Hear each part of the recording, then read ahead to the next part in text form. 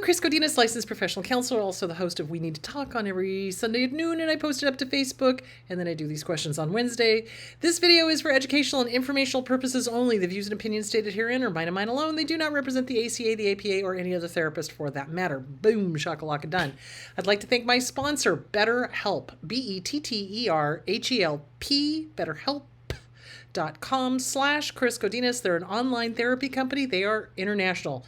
So if you are anywhere in the world and you need to get to a therapist, go to BetterHelp.com/Chris Godinez, fill out some questions, and they will place you with a licensed master's level or PhD level therapist in your state, or if you are outside of the United States, they'll place you with a master's level, PhD, or a master's level. So there it is. All right. Thank you. BetterHelp.com/Chris Godinez. All right, let's hit the questions, shall we? So yeah, we're still in Trinidad at this point. Can't say I'm too crazy about the place, but you know, it's a thing. I mean, the beach is nice. The harbor is cute, you know, that whole thing, but they're just not very dog friendly. And I'm like, well, I have dogs. So, okay, let me get to the questions. All right. Before a stressful situation like a performance review, I get intrusive thoughts about how terribly I've performed. It's like my mind is trying to prepare me for the worst. What to do? So thought stopping. Thought stopping. You're living in a future that has not happened. You're judging yourself unnecessarily so. Do not judge yourself.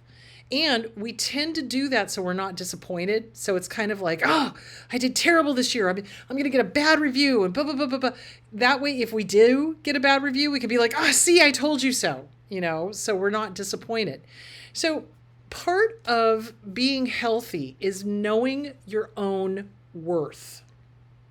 Like seriously, like knowing that you've done a good job, knowing that you deserve a good review, that kind of thing.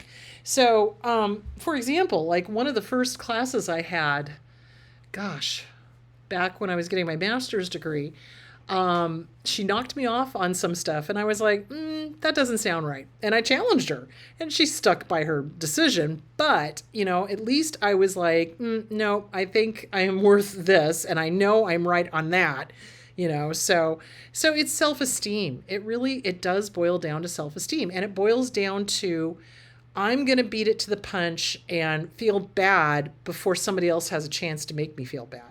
So again, it's kind of a power and control thing. So the best way to fight that is work on your self-esteem. The Self-Esteem Workbook, Glenn Schiraldi.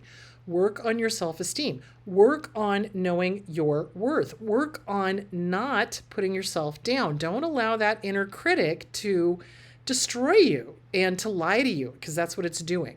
So when those thoughts pop up, you can go, yep, hi, I hear you, I see you, negative thought, and I hear you knocking, and I'm not going to answer the door. Bye-bye. Bye-bye now, bye-bye. Which is different from, oh, I'm not thinking about you, I'm not thinking about it, I'm not thinking about it. No, it's like, no, I acknowledge it. I hear that and I see that, and I am not playing with it. You go pound sand. Thank you. Do you see where I'm going with that? You tell the thought to go pound sand and write it out. Okay. My thought is, you know, oh, I've done terrible, this, that, and the other thing. Challenge it. You know, that's not true, because if you were doing that bad, you probably still wouldn't have a job. So, although with some companies, you never know, but, Trinidad, customer service is out the window. Anyway, so the point being is that you challenge it, and it's like, okay, here's the thought. What's the truth? What do I really truly know? Not just fear and panic talking. What do I know about my performance? I've done a good job. I've been consistent. I've been good at what I do. Do you see where I'm going with that? So that's what you want to do. You want to challenge it and don't allow it in. Don't let it use your head as a playground. Kick it out. Evict it. I'm raising the rent. I'm worth more than this thought. No, thank you. So that's what I want you to do. Okay. There was another one I wanted to hit. Where did it go? Why shouldn't I tell my abusive parent that I'm going no contact? Okay. This goes for any abuser. It doesn't just mean parents. Okay. When you tell an abusive anybody, significant other, boss, family member, stranger, whatever, that you're going no contact, that's going to give them carte blanche to do the whole, but why? Or contact everybody in the family and do the flying monkey smear campaign. Don't give it to them. Don't give it to them. No response is a response. So, for example, I got a nasty gram from a person and I just was like, I'm not responding to that. There's no need to. There's nothing to say. I'm not going to defend myself. It wouldn't do a bit of good. I'm not going to tell them I'm not responding. I'm sending this letter to let you know I'm not responding. No, you don't want to do that. You just don't respond. You just go no contact. You're done. Because anytime you say anything to them, anything and everything you say can and will be used against you. And they will. And they'll know that you're going no contact, and then they'll start contacting all the family and friends trying to get them on their side. So it's a popularity contest, and it's a game of gotcha, basically. So you don't want to tell them anything. They are on a need to know basis, and they don't need to know. So don't tell them. There that is. You don't want to tell them because they'll use it against you. Trust me on that one. Okay, there was that from that one. Okay, let me back it up. My abuser interferes with me going to therapy, either by taking the car so I can't use it or by claiming we have no money. What should I do? Get the hell out. Seriously, get the hell out. It's not going to get better. It's not. It's only going to get worse. And if they're interfering now in you working on yourself, it's going to get worse. As soon as they see changes in you, as soon as they recognize that you're working on your self-esteem and that you're saying no more and you're standing up to them, they're going to start going, oh, well, your therapist is crazy. Your therapist is incompetent. Your therapist doesn't know what they're doing. Your therapist, da-da-da-da-da-da.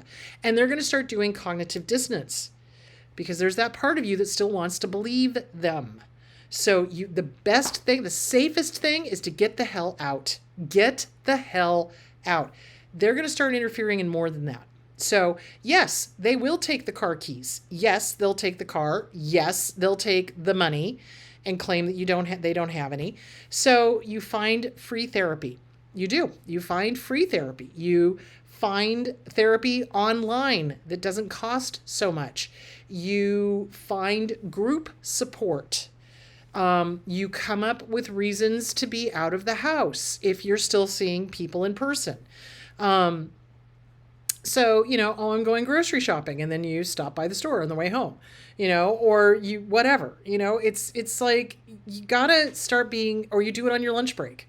So a lot of my clients will do a session on their lunch break with me because they're at work, their significant other doesn't know any better, and so they'll do a session with me on their lunch break. Great. No muss, no fuss. Or they'll get in the car and do a session while they're driving home, phone call session, obviously. So you find creative ways to continue to get therapy. But the most important thing is if your partner is interfering in you bettering yourself, that is not just a glaring red flag. That is starting to look like a communist parade. So many red flags. So do you see where I'm going with that? So you want to get out. You want to get out. And I know it's difficult. I know it's not easy. I know that it's scary. I know that there are financial issues. And I know that it's frightening to try to find a shelter. And what about the pets? And what about the kids? And what about this? And what about that? Yes, I understand that. But you have to understand something. This is just the tip of the iceberg. It's only going to get worse from here. They don't get better. And they don't stop. And they will not stop until you are dead. That is essentially what they want. Dead either emotionally, physically, mentally, religiously, spiritually. They want you dead. I'm not kidding. So you want to take a look at how to get out. You want to take a look at how you can continue through your therapy safely.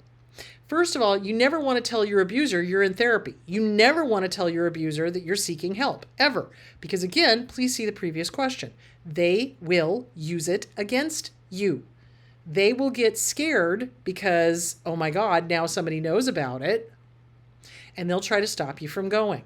So basically, if you're to the point where you're like, I'm in therapy. Oh, that's the other thing. So the other thing I've seen people do is they'll be like, tell their partner, well, I'm in therapy and you need to be in therapy and we need to be in therapy. Never. Listen to me now, believe me later. Never, never, never go to therapy with an abuser. Ever. It's dangerous. They will take any and everything you use against you and spit it out at a different time and mess with your head. So you don't want to do that. So basically, you need to get out. Period. Period. If your spouse is interfering with your therapy, there is some serious red flags going on, starting to look like a communist parade. Do you see where I'm going with that? So get out. If you can't get out, start making your plan. Go to the National Domestic Violence Hotline.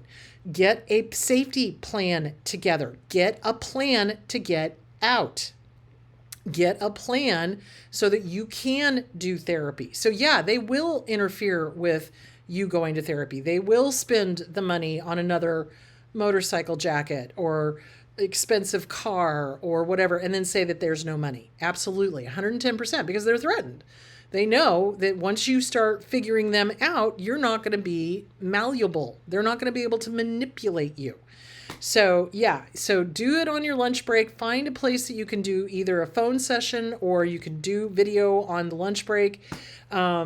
Or you can get free therapy. There's low cost in free therapy. I know that Catholic Charities has the Pathways program, which offers free therapy to victims of domestic violence. So, and that's in every state. So you can look into that. So there is that. My ex always wanted to have sex when I told them we were done. What is going on? Okay, so narcissists, malignant borderlines, they know that it's over, and what they're trying to do is get the oxytocin going again.